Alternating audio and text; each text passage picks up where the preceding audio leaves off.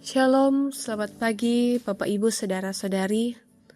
Selamat bertemu kembali dalam Renungan Harian Toraya edisi Rabu 15 Juli 2026. Kita akan belajar dari firman-Nya, mari berdoa. Segala pujian dan kemuliaan hanya bagi-Mu ya Allah. Oleh karena penyertaan-Mu yang sungguh luar biasa, kami sungguh nikmati. Dan kami percaya bahwa semuanya hanya karena anugerah Tuhan semata. Saat ini kami akan belajar dari firman-Mu sebelum kami mengawali segala aktivitas kami. Sertai kami, berkati kami dengan Roh Kudus, agar kami dimampukan untuk mengerti firman-Mu ini, bahkan dilayakkan untuk menjadi pelaku firman. Ini doa kami. Di dalam nama Tuhan Yesus kami berdoa. Amin. Kitab 1 Yohanes pasal 3 ayat 11 hingga ayat yang ke-18. Lembaga Alkitab memberi judul Kasih terhadap saudara sebagai tanda hidup baru. Firman-Nya, sebab inilah berita yang telah kamu dengar sejak semula, yaitu bahwa kita harus saling mengasihi. Bukan seperti Kain yang berasal dari si jahat yang membunuh saudaranya. Mengapa ia membunuhnya? Sebab segala perbuatannya jahat dan perbuatan saudaranya benar. Janganlah heran, saudara-saudara, apabila dunia membenci kamu.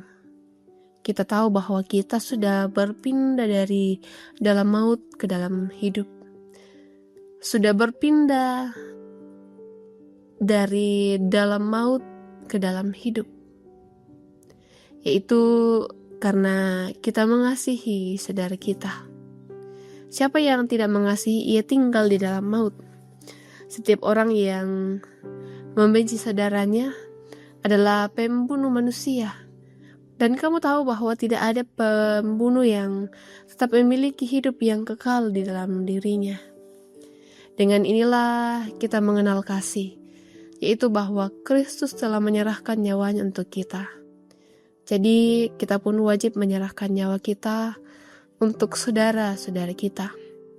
Siapa yang mempunyai harta duniawi dan melihat saudaranya menderita kekurangan tetapi menutup pintu hatinya terhadap saudaranya, bagaimana kasih Allah dapat tinggal di dalam dirinya? Anak-anakku, marilah kita mengasihi bukan dengan perkataan atau dengan lidah, tetapi dengan perbuatan dan dalam kebenaran. Amin.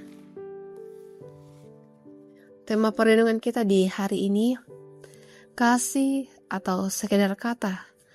Pak keboro batu belo pudukore. Bapak Ibu, saudara-saudari, kita sering melihat orang yang membutuhkan pertolongan, tetapi tidak selalu tergerak untuk bertindak. Kadang kita memilih untuk diam, merasa itu bukan tanggung jawab kita, atau berpikir bahwa orang lain saja yang menolong. Sikap acuh tak acuh seperti ini bisa terjadi tanpa kita sadari, bahkan dalam hal-hal kecil yang sebenarnya dapat kita lakukan. Kita mungkin merasa sudah cukup baik hanya dengan tidak melakukan kejahatan. Lalu, apakah itu masih mencerminkan hidup sebagai orang percaya?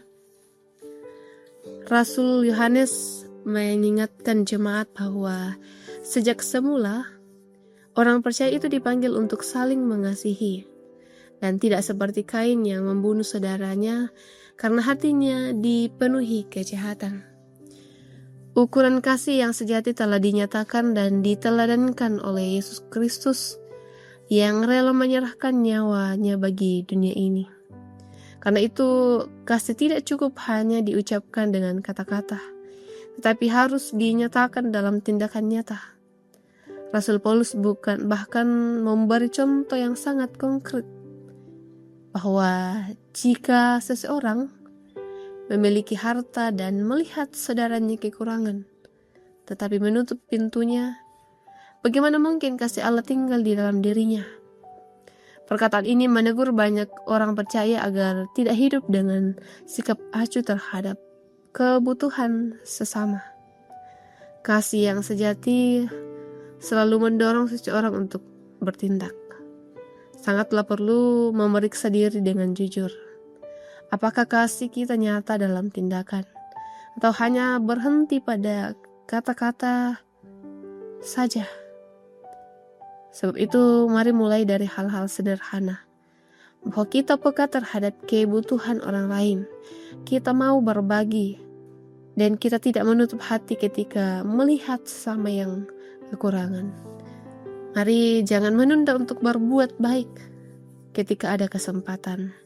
Dengan demikian kasih Kristus benar-benar hidup dalam keseharian kita dan menjadi kesaksian yang nyata bagi orang lain. Amin. Mari berdoa.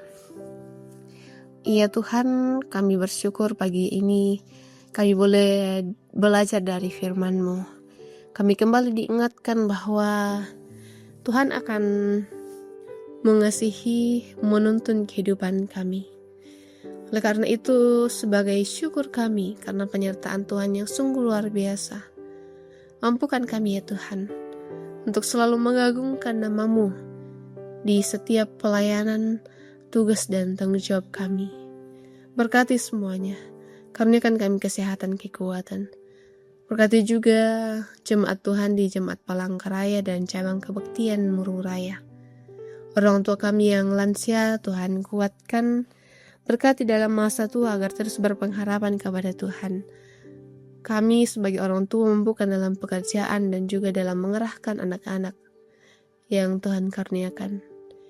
Kiranya kami boleh konsisten, kami boleh saling mengasihi. Kami juga berdoa ya Tuhan untuk program jemaat yang akan dilaksanakan, bahkan juga para panitia, tim kerja. Kiranya semuanya dikaruniakan kesehatan, kekuatan dalam angkat pelayanan bersama, dan semuanya hanya untuk kemuliaan Tuhan. Ampunkan salah dosa kami Tuhan, tapi bukan kehendak kami yang jadi, melainkan kehendak-Mu yang terjadi. Dalam Kristus Yesus kami berdoa. Amin.